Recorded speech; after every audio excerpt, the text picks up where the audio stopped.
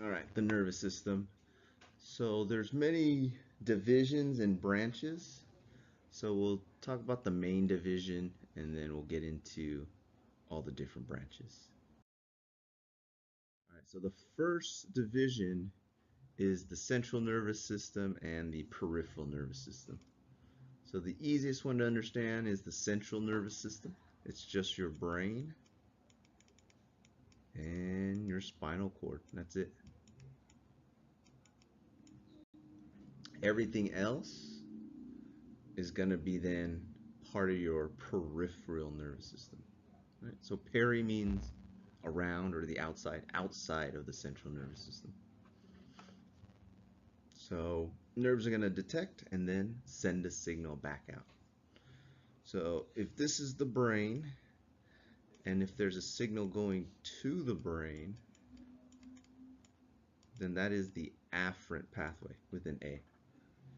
If the brain or any part of the central nervous system sends a signal out, then that's the efferent pathway with an E. So A going to the brain, E from the central nervous system. Right?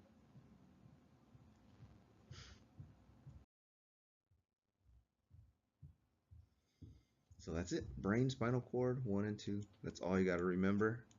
That means everything else is peripheral nervous system.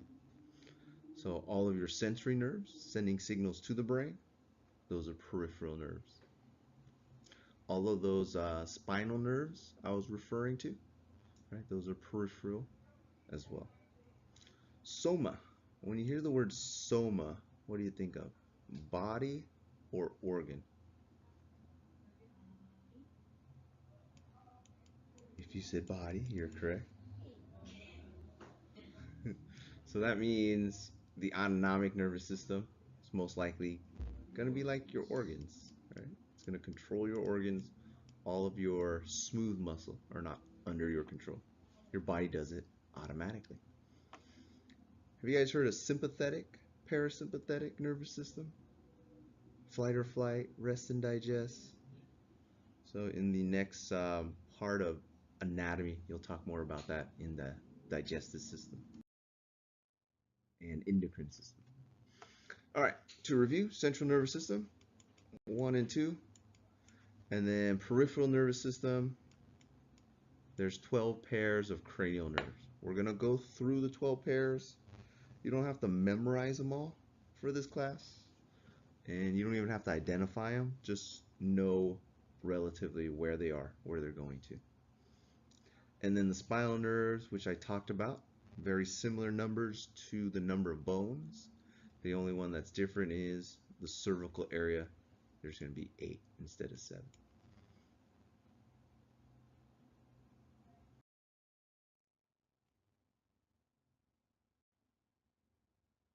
Cranial nerves.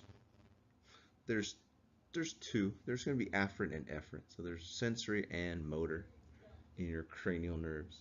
Spinal nerves. Here we have flight or flight.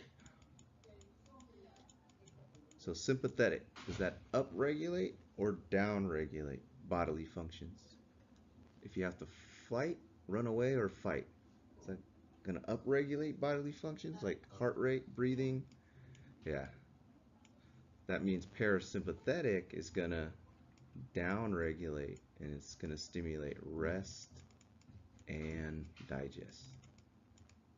Because it, what's that? That made you go forward asleep or anything? Sleep meaning it can cause you to become sleepy. So like after a meal, normally you get sleepy. That's because it takes a lot of energy to break down the food. You can't be running around and break down food at the same time. So your body goes, hey, we need to make sure we digest before we run away. Oh yeah, yeah. So you can develop like cramps. It's usually indigestion, um, because you got food in your digestive system, and if it's not being broken down and moving along, it's gonna cause an upset stomach. But it's not gonna cause like muscle cramps, paralyze you, and you die. Right? That's the wives' tale. All right, the neuron. We'll go to the image, the diagram for it. But here's just an X-ray image. So you'll have these branches that reach out and detect the environment, and they'll build up the electrical charge. And it'll send that signal down the long tail and then cause a release of chemicals. So we'll go to the image and we'll identify where all these parts are.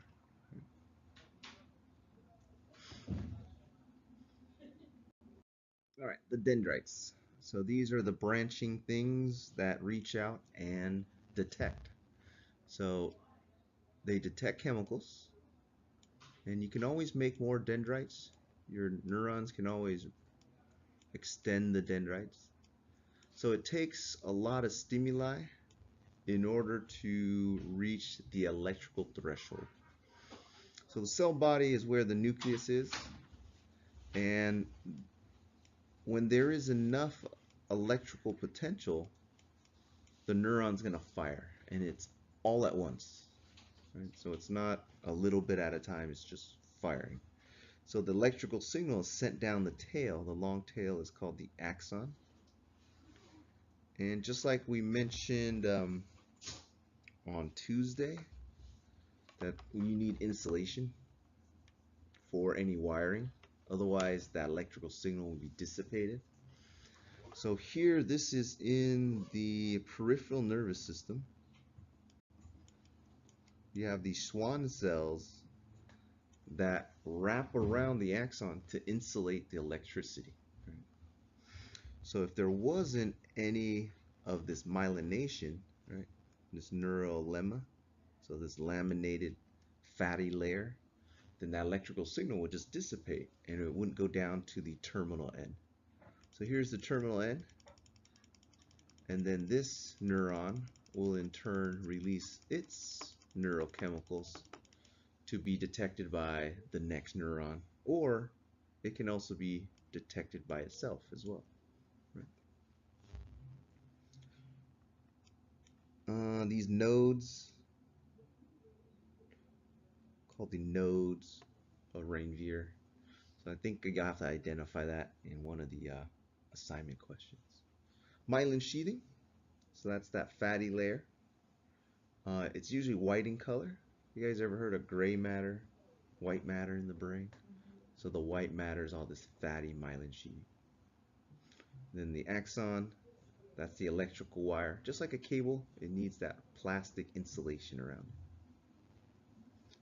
So Schwann cells are in the peripheral nervous system. So just note that in the central nervous system, they're called something else. And we'll get to that name shortly.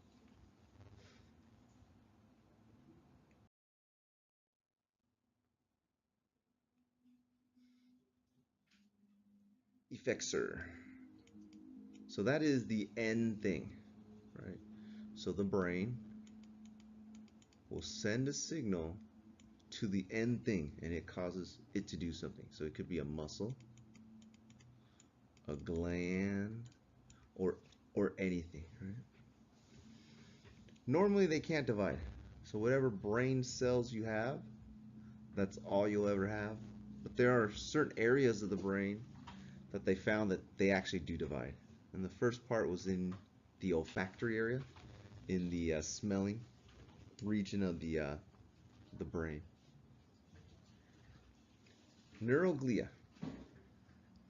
So neurons, the brain cells themselves cannot divide, but the neuroglia are their helper cells, their support cells. These guys can regenerate, repair themselves, die, and multiply. What's aster? Asteroid. Stella Arctos. What are they referring to? Let me give you a hint. There you go. All right. So, astrocytes, they name them that because they look star-shaped. And what they do is they support blood vessels. So neurons use a lot of energy because thinking takes a lot of energy, a lot of brain power, a lot of sugar. Microglia, so these guys, they clean up.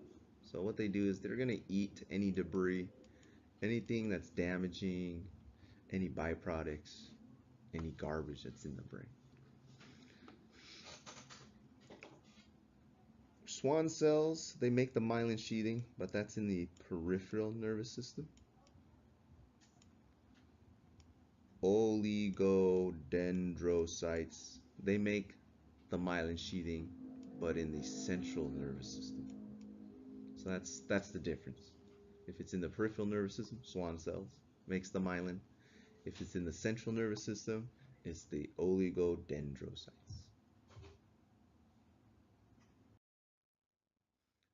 So what does astro mean again? So these guys kind of have that star shape, and they support that blood vessel within the brain. Here's a microglia. Looks just like a big old amoeba, just moving about, eating up any debris that might be in the brain. Oligodendrocytes, that's in the central nervous system. Similar to Schwann cells, they create the myelin sheathing.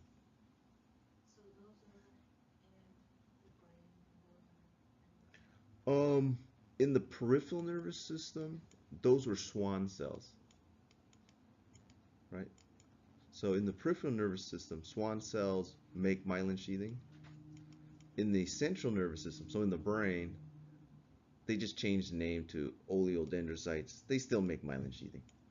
It's just here it's for the peripheral nervous system.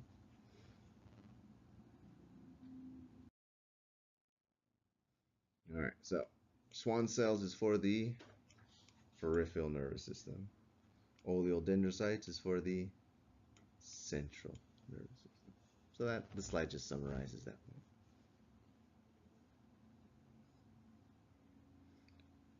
So what happens if you lose myelination?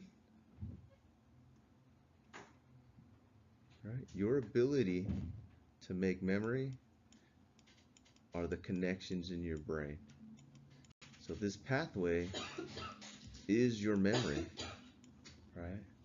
But when you lose myelination, you lose this pathway. So you physically will lose your memory. Right? So maybe you only get to this point and then that's it. The signal doesn't go anywhere else. So repetition reinforces those pathways in your brain. And then when you go to sleep, it solidifies them, and that's what makes memories. But if you don't have proper fats in your diet, then you can't make memories. Alzheimer's. You guys heard of Alzheimer's?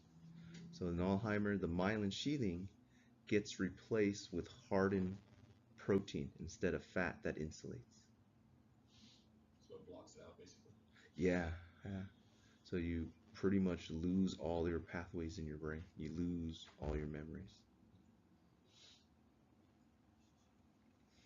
So it's fat, so it's white in color.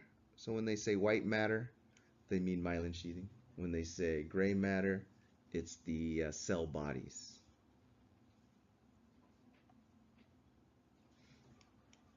So no myelin sheathing, it's usually the body, cell bodies.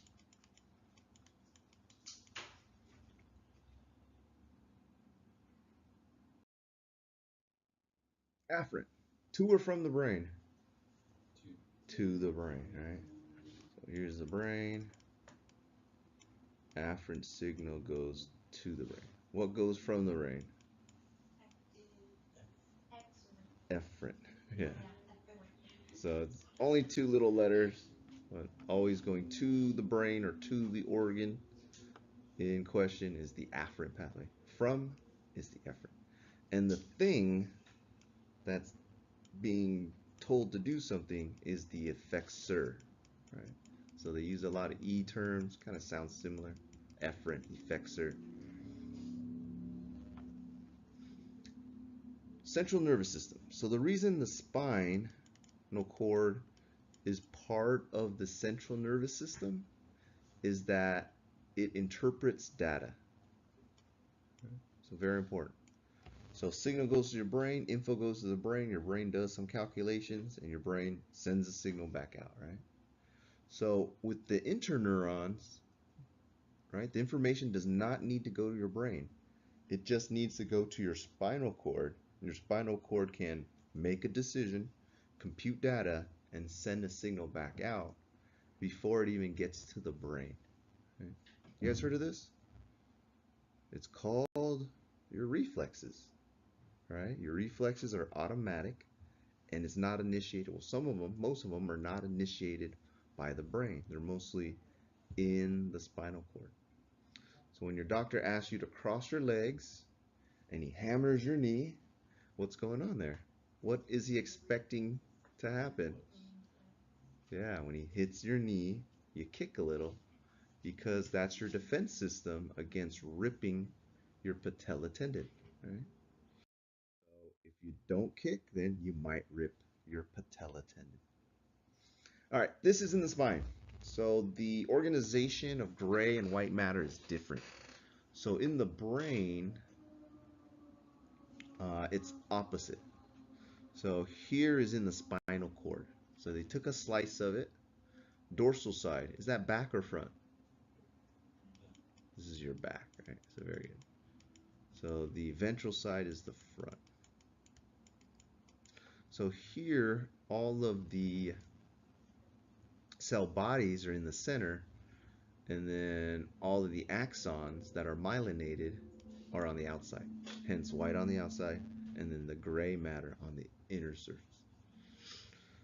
So information this way going to the brain is the afferent pathway. The afferent pathway is the dorsal route.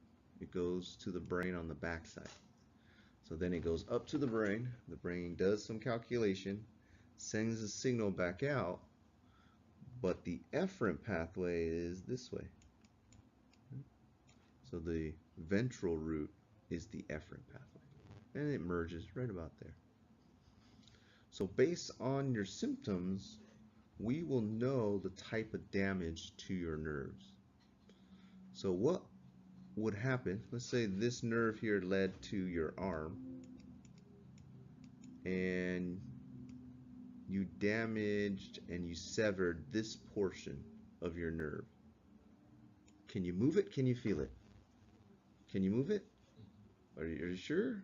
Is this cut? Can you move it? It's only cut here. So what's blocked? Sensory, right? But can you move it? Yeah, this is still intact. So an example of this is in the middle of the night, you slept on your arm and you woke up and you move it, right? But then you grab stuff and you're like, I can't feel nothing, right? So that's the same sensation. You can move it all you want, the efferent pathway is intact, but it's numb. That's if this root is cut. What would your symptoms be if the ventral root is severed? Can you feel it? Can you move it? Exactly. So if this guy's intact, you can feel everything, pain, pressure, but you can't move it. That's like torture. What if it's cut here? Can you move it? Can you feel it? Maybe this is better, right? So based on your symptoms, they can kind of see which wiring is damaged, and the wiring can actually grow back.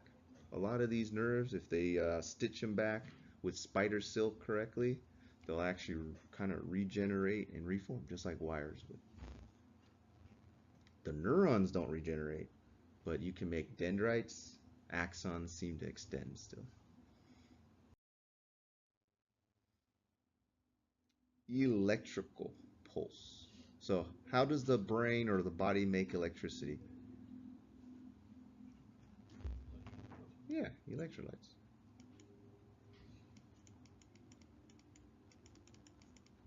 Electrolytes. Electrolytes. So for us, every cell in the body has tons and tons of potassium on the inside, right?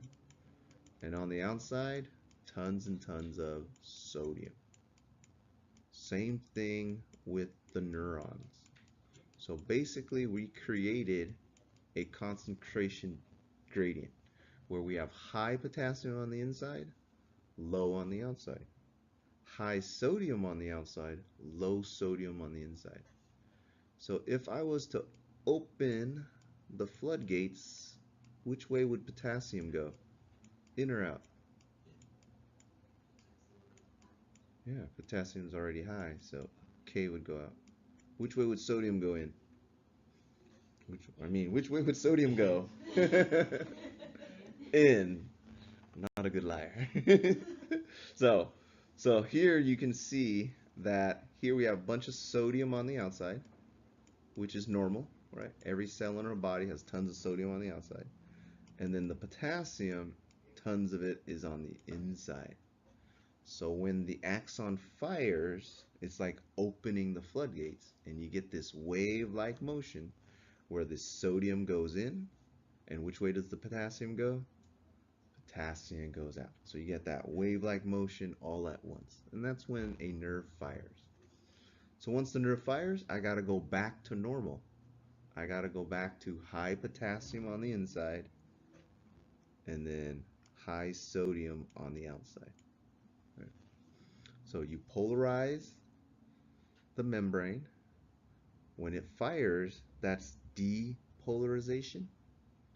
And then when you get it back in order to fire again, that is repolarization. Have you guys ever heard of an EKG? ECG? So in German, heart is with a K, cardi is with a K. That's why it's EKG. ECG, same thing, cardiogram. Electrocardiogram, so you have your P, Q, R, S, T, right? So you got your P wave, QRS, and T wave. So the atriums, when they fire, the top chambers, that's the P wave in your EKG. Their QRS, that's the ventricles, the bottom chambers firing. And then the T wave, that's ventricle repolarization. When you take your EKG course, you learn how to read all these peaks and graphs.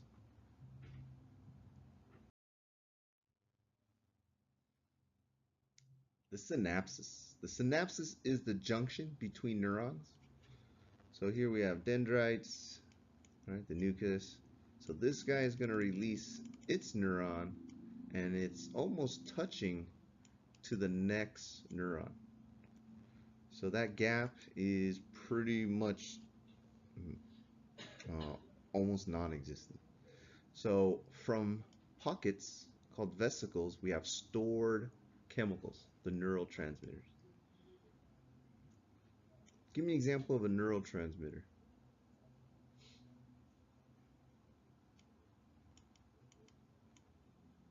What's dope? Yeah, things that release high levels of dopamine. So dopamine is pleasure and reward. So if you wash your hands and your mom says, good job, you get a little release of dopamine, and that reinforces behavior. Right? So that's a good thing.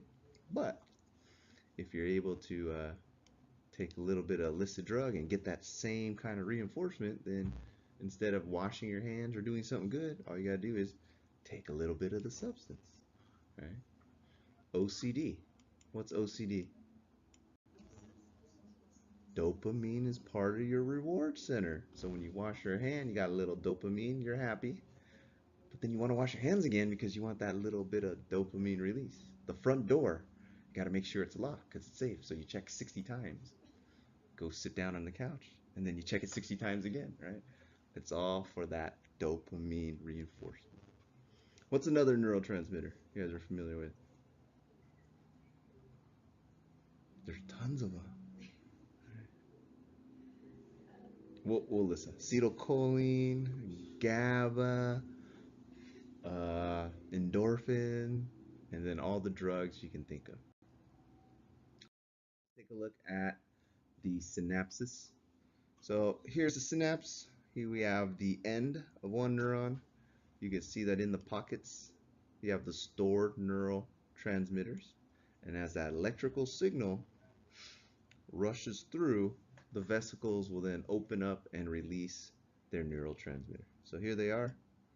and that will affect that electrical potential. So notice how the membrane has positive and negative charges.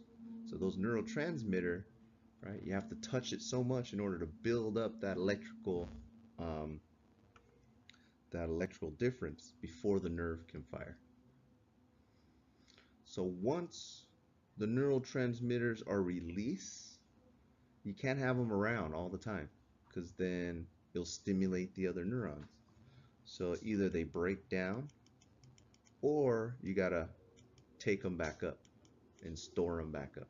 So once you release them, one of two things happen. So you guys ever heard of MDMA? So what neurotransmitter does MDMA affect? Starts with an S. SSRIs. You guys heard of those? Yeah, common antidepressant. Serotonin, right? So when you take ecstasy, MDMA, you get a release of serotonin. Serotonin makes you happy, right? So that's why those people can dance to that obnoxious music all day, right? And then they're always touchy-feely because that's what it does. It gives that high release of serotonin. But what happens after you get a flood of serotonin? They break down, right? They have to break down. So next week, what happens when you try to take ecstasy again? Is there any more serotonin? Did you replenish your supply of serotonin? So you used to do a little, it got you there, but now you have to do a lot more because you depleted your neurotransmitter. So the way SSRIs work is either they prevent the breakdown, right, or they prevent your body from taking it back up and storing them. So if you're sad and there's more happy chemicals in your brain, hopefully it'll make you happier, right? So when they say chemical imbalance, yeah, it can be. Some people, these drugs work. Some people, they don't work. So case by case basis.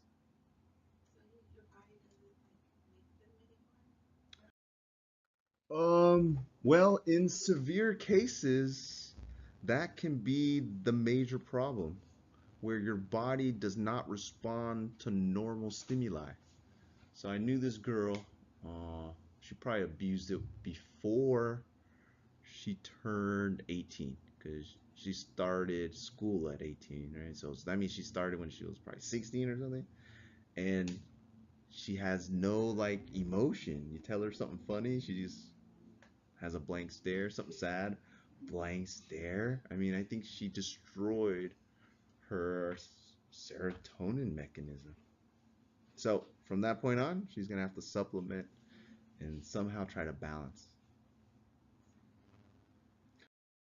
Beware of what you put in your body because any chemicals that enter your brain can have an effect, profound effects. So for Neural Soup, she used to have videos for what to do before you take ecstasy to protect your brain, and then what you do and what you eat afterwards to help recover your serotonin levels. But I couldn't find those videos anymore. So you guys had to settle with those two. All right, spinal cord and the brain, CNS. So a couple enlargements. Foramen's a hole, so that's the one at the base of your skull. So your spine comes out of the biggest hole in your skull, the foramen magnum. Bulges here in the neck, and then it bulges here in the lower back as well. That's what they mean by the enlargement. A plexus is when they kind of merge together. And everyone, surprisingly, all those merges are kind of similar in function. Brain. All right, largest part of the brain is the cerebrum. How do you spell small? How many L's? Two L's. So the cerebellum is your small brain. So that's that funny structure in the back. Looks way different. When we get to the image, you'll see. The brainstem, basic life-sustaining functions. And then you have the diencephalon. How many parts do you think is in the diencephalon? Two. En means in, cephalon just means head. So 2 parts in the brain. The cerebrum, 2 parts, left and right. So somehow the wires got crossed. Everything on the left side kind of controls the right side of your body, and then everything on the right side kind of controls the left. So that means if you have a stroke, it's opposite. If you're paralyzed on the right side, there's damage on the left side of your brain. The 2 hemispheres are connected via the corpus callosum. So that's just a bunch of connections. So you can talk to your creative side and your logic side at the same time. The folds on the brain. So a bump is a gyrus. And then where it kind of folds in and it dips down like a valley, then that's a sulci. Solstice is singular, sulci is plural. So you'll have basic landmarks like the central gyrus, central solstice. We'll get to the image. And then splitting your hemispheres is the longitudinal fissures. 3 parts to the brainstem. Basic life sustaining, so blood pressure, respiratory rate, heart rate.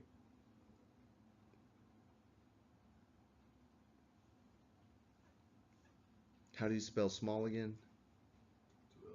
2 L. So movement starts in the cerebrum. So when you say, hey, I want to kick this football, right? It starts here in the front, but controlling everything, right? All your arms, your legs, your balance, that's done in the cerebellum. So it doesn't initiate the movement, it just puts everything together, coordinates everything.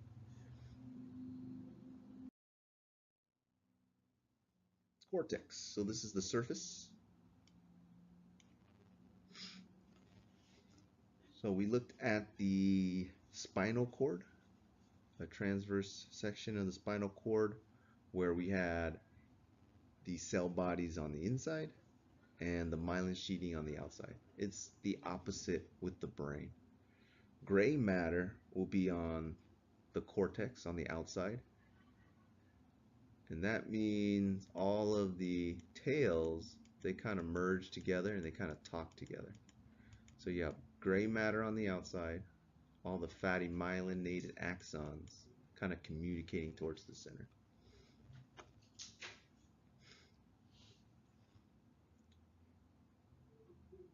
During dissection, when they initially dissected the human body, they drained it of fluids, so there's no longer blood circulating. So when they cut up the heart or any cavity that was empty, it's called a ventricle. So that's why they called the lower chambers of the heart a ventricle, because when they did dissection, there was no circulating blood. So in the brain, there are also empty pockets that are filled with fluid, cerebral spinal fluid. So it's very important that it connects the brain with the spinal cord. So if you want to know what's going on in the brain, you can just do a spinal tap, right? So if you take some intrathecal fluid, right, it's the same fluid that circulates through the cavities in the brain, the ventricles of the brain, and the spinal cord. The 2 parts. We have the thalamus and the hypothalamus. So the thalamus is mostly the nervous system, whereas the hypothalamus, right below it, is the bridge between the nervous system and the endocrine system. So below the hypothalamus, you have the pituitary.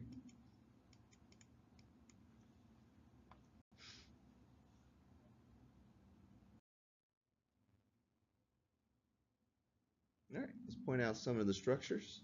First, the small brain. You can see how the structure is totally different The branching or the structure kind of looks like branching of a tree. So some people call this the tree of life. Right? So that's the small brain.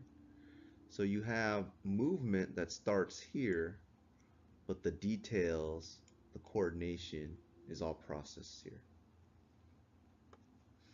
Your pituitary, so there's a little cavity, a little saddle shape cut out in the bone where your pituitary gland sits.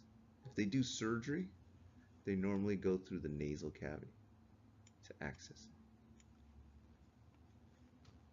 So here you have the thalamus, below it the hypothalamus, and it acts as the bridge between the nervous system and the pituitary, which is the endocrine system.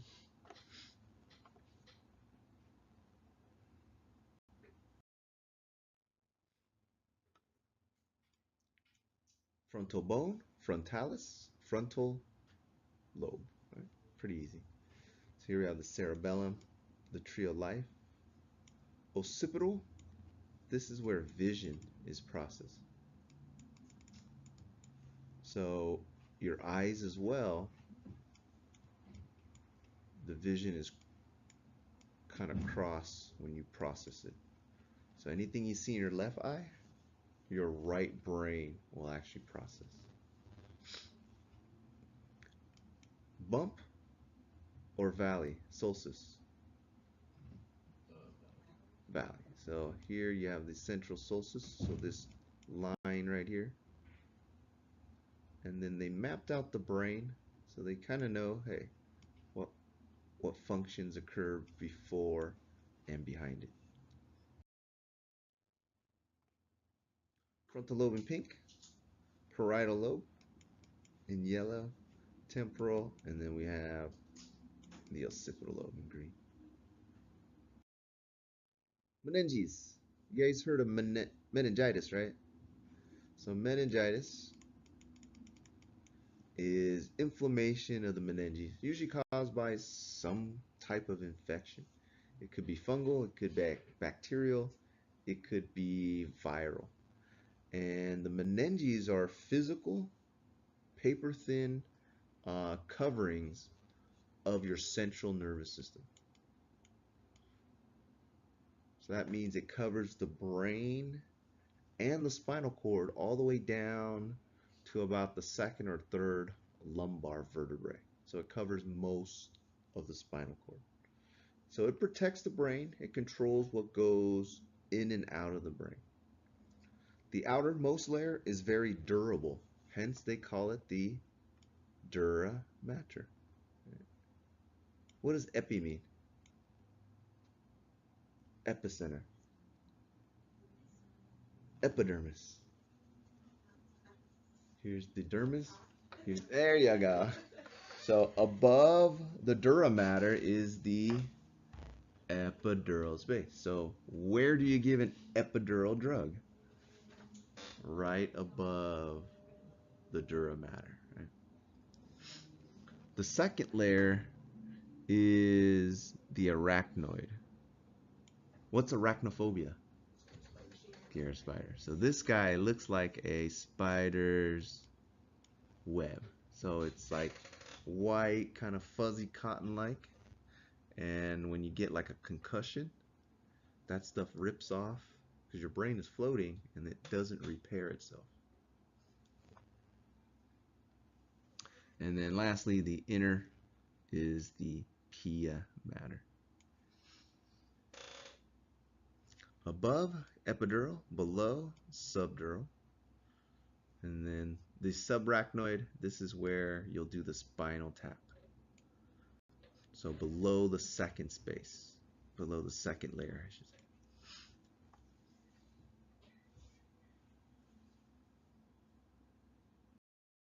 So if you're in labor and you want an epidural, they make you sign your life away, right? Yeah, because there can be damage. All right, spinal cord descends through the foramen magnum, and then we learned the bone counts. The only number that was different was neck bones. 7 neck bone, but 8 spinal nerves, cervical spinal nerves. 12 ribs, 12 thoracic nerves, 5 lumbar bones, 5 lumbar nodes, about 5 in the sacral area. And then the coxal, the bones was about 3 to 5, so that one doesn't really count. But once you learn the initial number count, just add 1 to this one.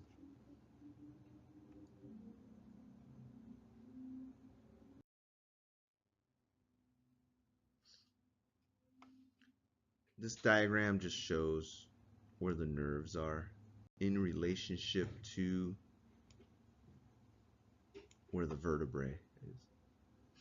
So pretty much that's the only one you gotta update.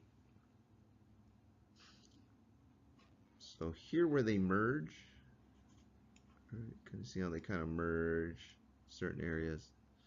So those are called plexus when they merge together. So we have the cervical plexus, brachial plexus, lumbar plexus, sacral plexus.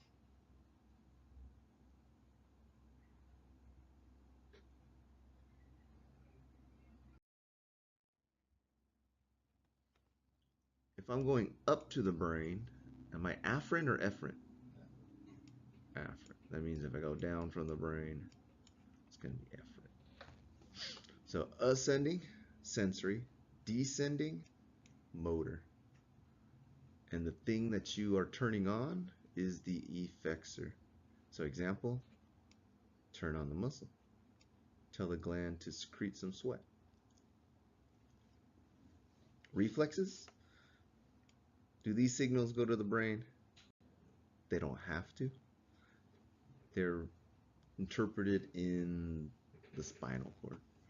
All right, so we got a stimulus, got the receptor, sensory nerves. So that means we're going to go to the brain. Okay.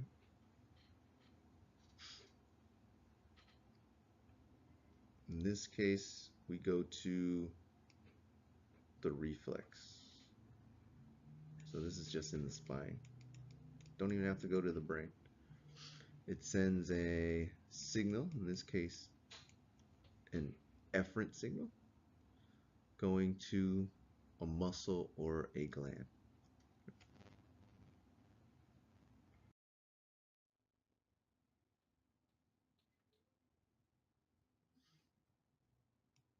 Reflexes, very similar.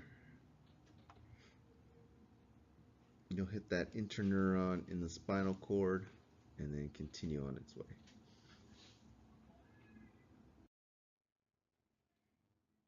All right, lastly, here's the diagram. So here you have the afferent pathway, the efferent pathway. So this tendon right here, now it's a ligament. So before you had a bone, it's a tendon. When you're a baby and your bone grows in, now it's connecting bone to bone, so it is a ligament. So before there was the patella, it's muscle to bone, so it's a tendon. Once you get this bone here, it becomes a ligament. So the reason you have a reflex is if you overstretch this ligament, you're going to cause a lot of damage. So the hit on the knee with the hammer is to stimulate that stretching. So your body doesn't want to tear it, so it has you kick. So activate the quads. So you'll get that stress signal, right? And then instead of going to the brain, because if it goes to the brain, it might take a second or two before the signal is processed and an efferent signal is sent back.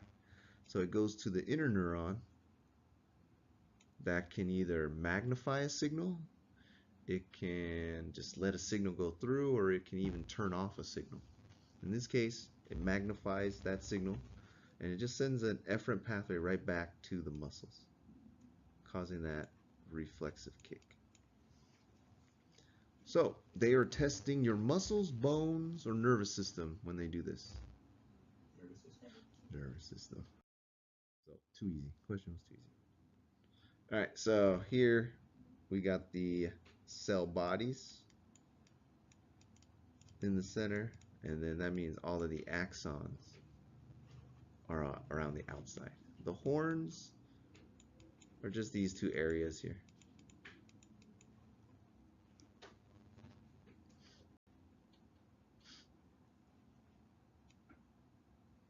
And then down the center, you got the central canal. Top layer, dura mater. Second layer looks like a spider web, arachnoid. And then the third layer is the pia mater. So not only the brain, but it extends down the spinal cord as well.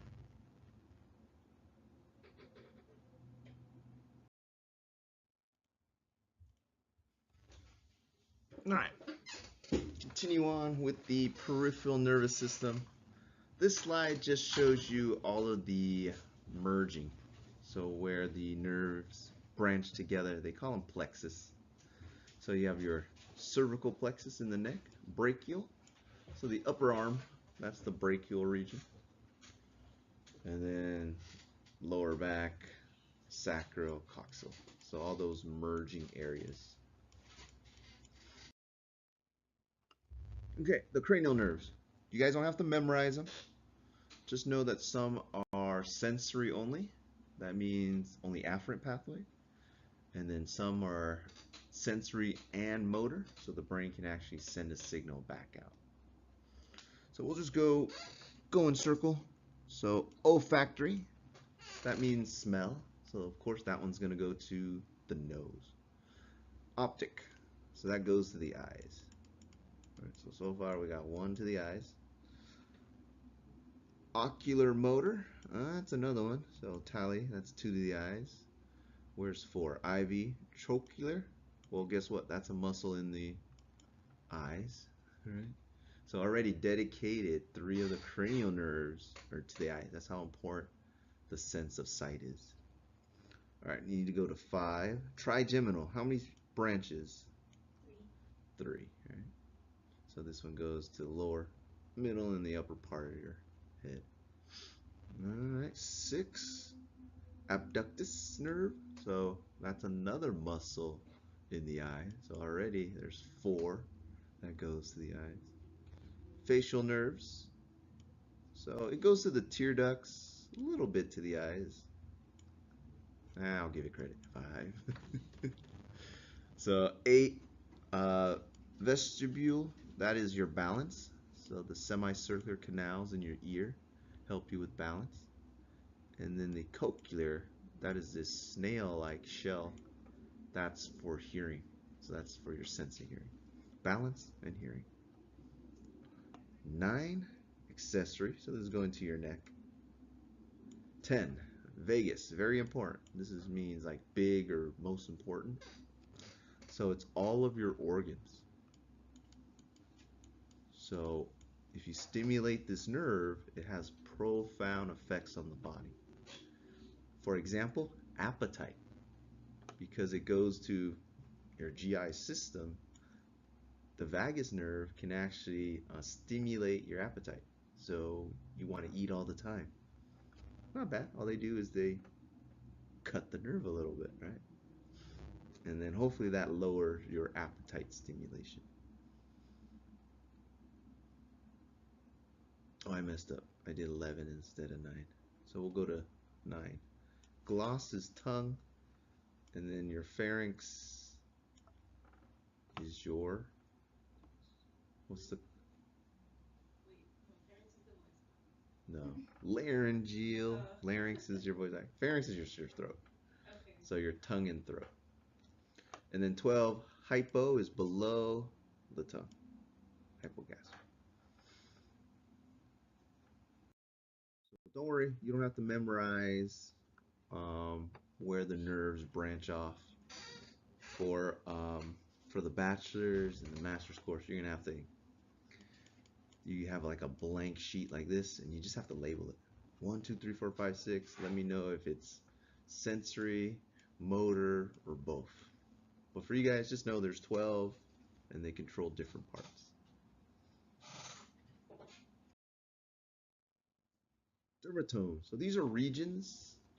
So one nerve, right? It's gonna control like one region of the body. So when we go to the diagram, you'll kind of see where it's connected. So when pain manifests, right? So if you have a blockage here, it might cause pain all the way up your arm.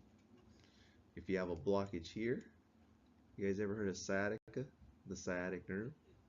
So if you block the nerve here, the nerve controls the whole leg. So you'll get numbness and tingling and hopefully not pain all the way down the leg, because that nerve controls that entire area.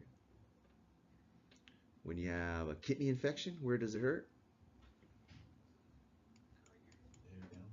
Lower back, because the nerves are connected to that region. So if you ever have lower back pain, then that might be a sign of urinary tract infection. All right, we already talked about the plexus. Let's just reviews the plexus. So cervical is neck, brachial is upper arm, and then in the lower region, the coxal and lumbar region. Soma, where does it go to? Body or organs? Body. Body. So there you go. Skeletal muscle. So that's voluntary. You can control it under your own control. Whereas usually autonomic, that's going to go to your organ. And that is usually involuntary. What's a gang? It's a bunch of them, right? So you have your nerve, and as the signal's being sent, you kind of have a bunch of neurons that kind of act like a checkpoint. So most of the time, when the signal hits the ganglia, it just lets it go through. Sometimes it'll block the signal, and sometimes it'll magnify the signal. So they just work as a checkpoint. So depending on whether it's organ or skeletal muscle will determine how precise you have to control the effexor. So if it's a muscle, like to wiggle your fingers, you have to send the signal to the exact muscle group in order to get the movement you want. Whereas if it's just an organ, you just tell it, hey, speed up or slow down. So you don't have to be very precise. So motor ganglia, so the signal sent from your brain or spinal cord, and then this guy just acts as the checkpoint before it goes to the effexor. Sympathetic, upregulate or downregulate? Flight or flight, upregulate. So things that happen, heart rate, respiration, sugar in your blood, because your muscle's gonna need the energy. Some people poop themselves, right? Because if you're fighting, can you digest?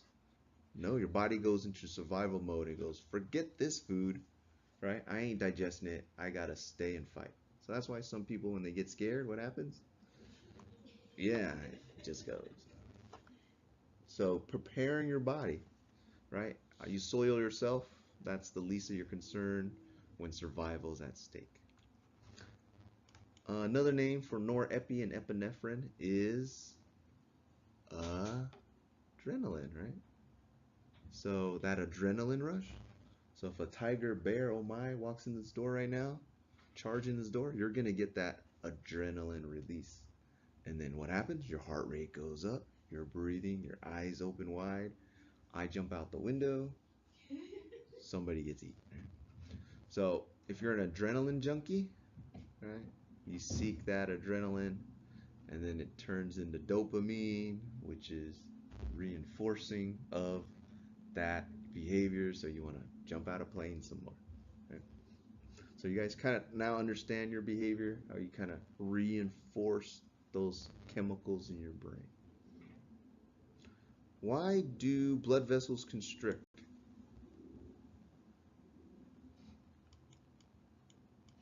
Which way do we want blood pressure? Up or down? Yeah, we want nutrients, oxygen, things circulating so we can run and fight. So that's why your blood vessels constrict. Parasympathetic, that means it's gonna down regulate, rest, and digest. So when you eat, guess what? All your energy is in breaking down the food. So you can only use your blood power or your brain power or your fuel in your blood to run your brain. So thinking takes a lot of energy. Your muscles or your body or your GI tract. That's it. Your body can only do two of those functions. You can't do all three at once. So when you're resting and digesting, right, you got to slow down.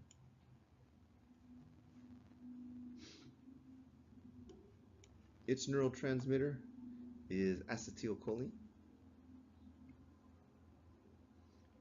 And then these two guys together, they balance the body, right? So they work together, antagonize. So the analogy I use is this is like the gas pedal. What happens when you press on the gas pedal? Go faster, right? And then this is the brake pedal. When you press the brake pedal, you slow down, right? But you activated something, right? You activated the pedals either way. This diagram shows what's upregulated and downregulated. In the reddish is sympathetic, and then in green, parasympathetic. So pretty much everything upregulates sympathetic, and then in parasympathetic, everything slows down. Empties the colon, right? Now you guys know. Neurological testing. So that's the reflex testing, or they can test a particular cranial nerve, like here, sticking out your tongue. They're testing for the subglossal, right, or the trigeminal one.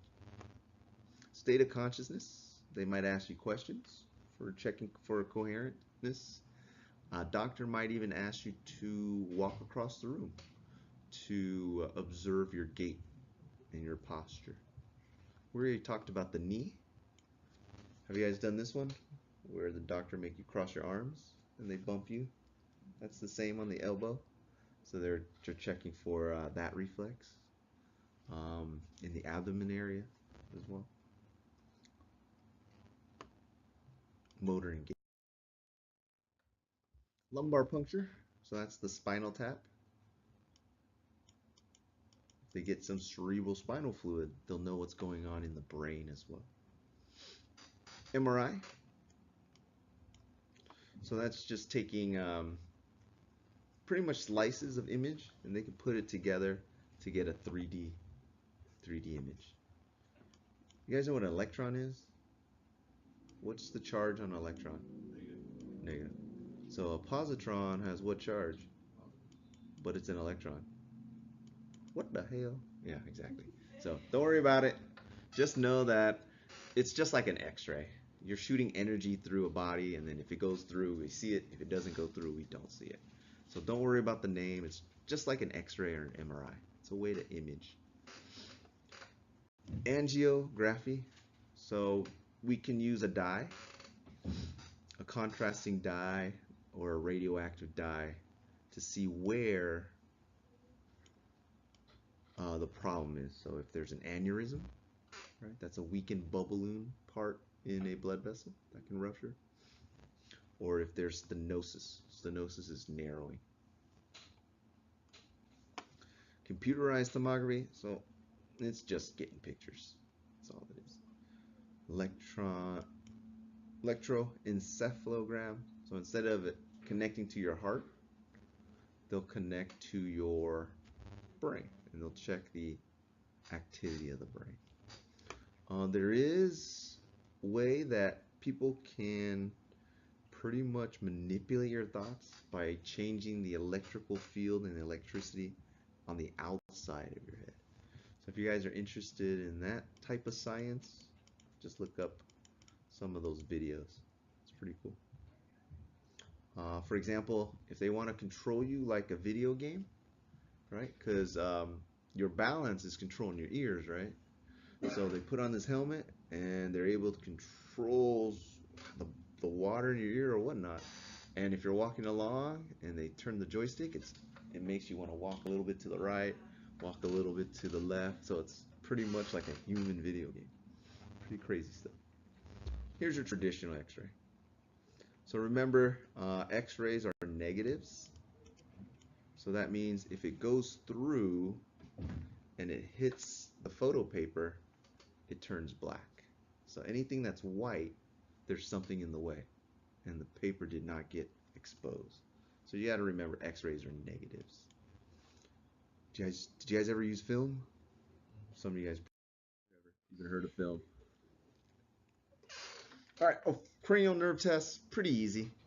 So olfactory is smell. Just have them smell something. Either they can smell it or not. Some smells are signs of bad stuff. Like if you smell like burnt toast, they say that's stroke. It's a sign of having a stroke. And if you have smelling problems, sometimes that also means you have a pituitary problem because it's just right next door to your nose. 3, 4, and 6. So remember, those are the muscles of the eyes. So a couple things that can happen when you're tracking, right? You can have one lazy eye, one eye kind of jerk. Kind of like what the police officers do when they do a field sobriety test.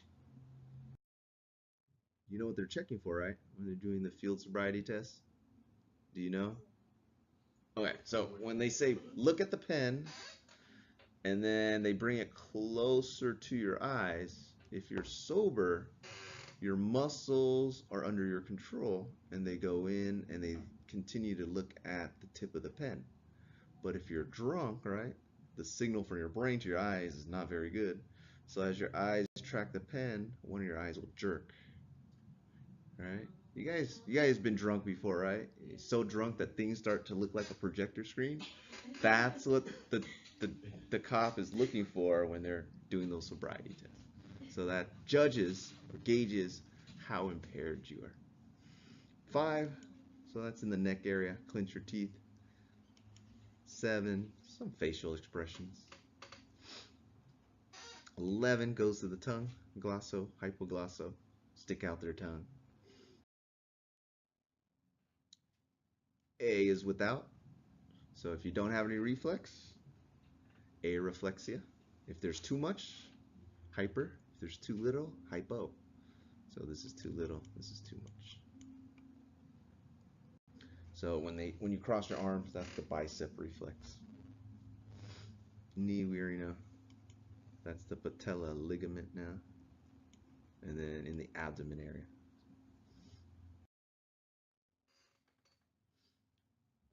Disorders, diseases. So brain spinal cord injuries, very damaging. A lot of times the damage does not recover, but hopefully with more stem cell research, they can unlock how these cells regenerate, because there is promise. There are cells in the brain, neurons, that can regenerate.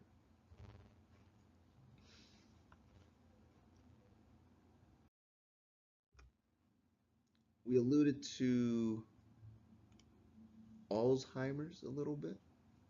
So in the case of Alzheimer, the myelin sheathing gets replaced with protein plaque. So there's no longer insulation around the axon. So that electrical signal just dissipates. So these people will physically lose their memory. So your memories are the pathways in your brain from neuron to neuron. But as the myelin sheathing is being replaced with plaque, you no longer have that pathway. The signal just stops.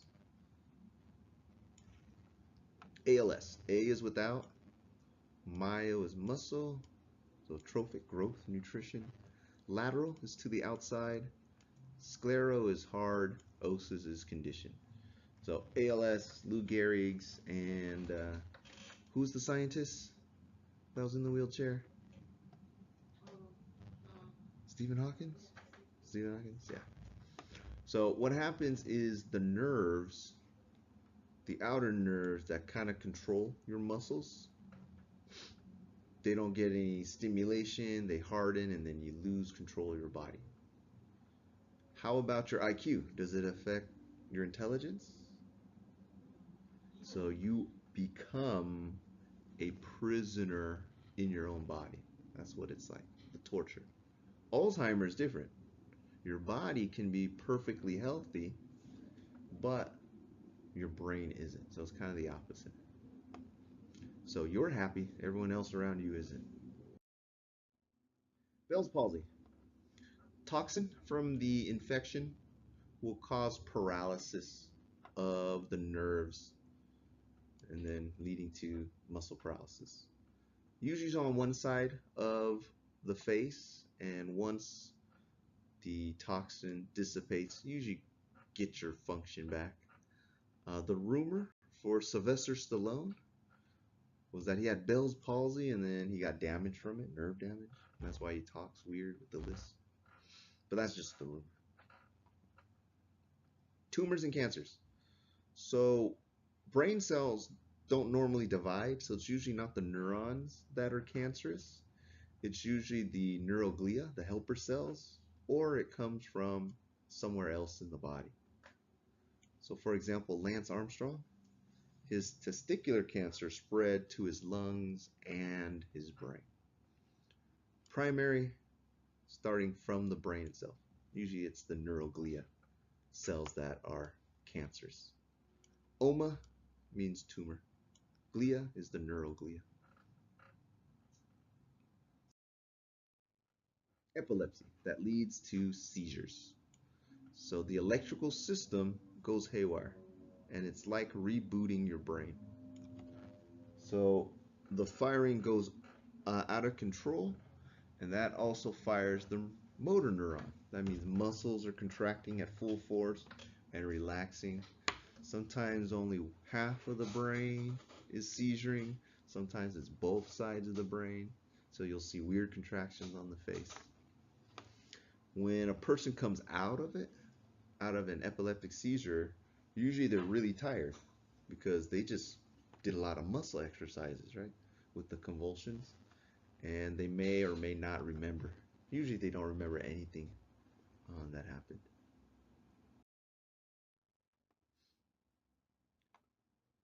Some kids will suffer mini strokes. You guys heard of mini strokes or brain farts as they're called?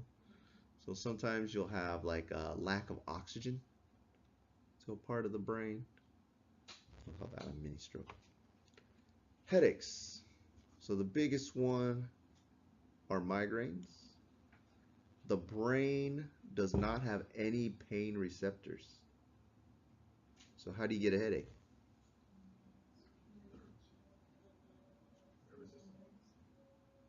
So it's the muscles, the blood vessels, everything else that's not nervous tissue, they have pain receptors. And if you are able to prevent those tissues from causing the pain, then you usually won't get a migraine. So from Tuesday we talked about Botox. So the muscles and the nerves around the head can sometimes trigger a migraine. So they'll also use Botox to prevent migraine.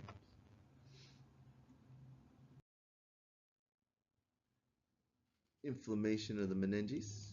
So it could be a virus, bacteria, could be a fungus.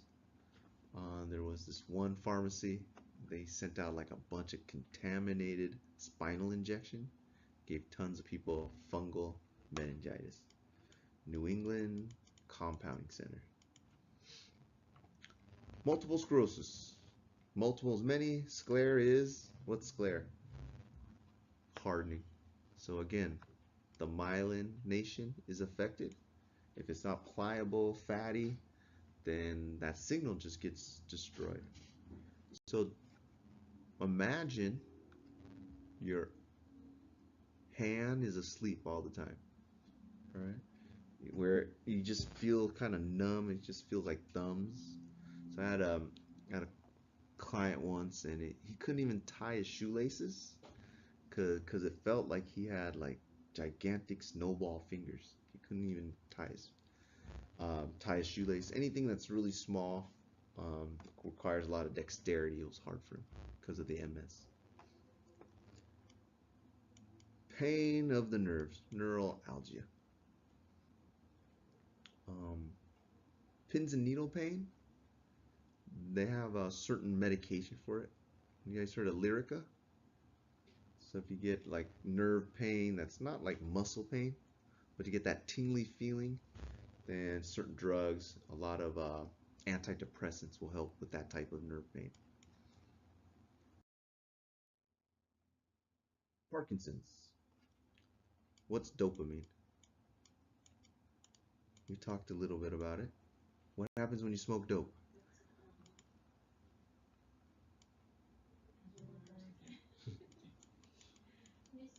Slows you down. All right. So dopamine is a depressant.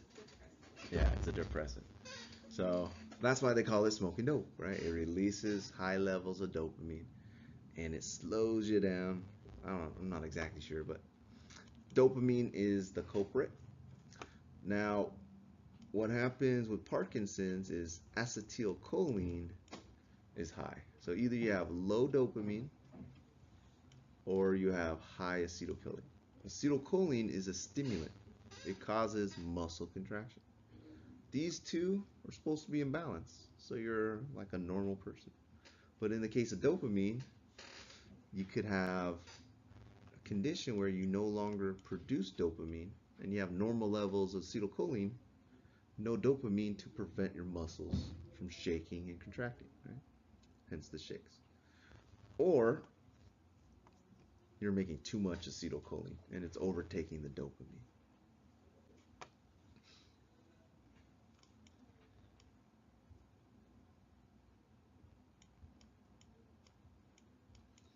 They used to call a stroke a cerebral vascular accident, but a stroke is just a clot or a brain attack. So a clot in the heart, myocardial infarction. In the lungs, pulmonary embolism. In a vein, it might be a deep vein thrombosis. In the brain, for us, it's just a stroke. So that blood clot or air bubble or anything will block oxygen to that part of the brain and then it'll start to die. What are the signs of stroke?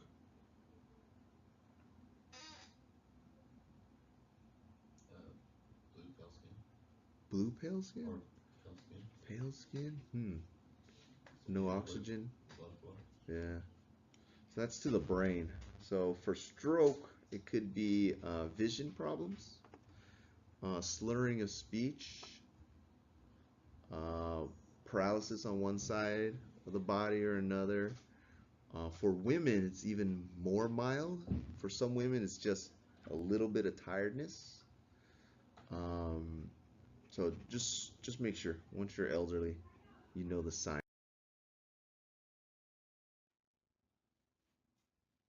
All right, let's go on to week 3, day 2. The access code is Aster.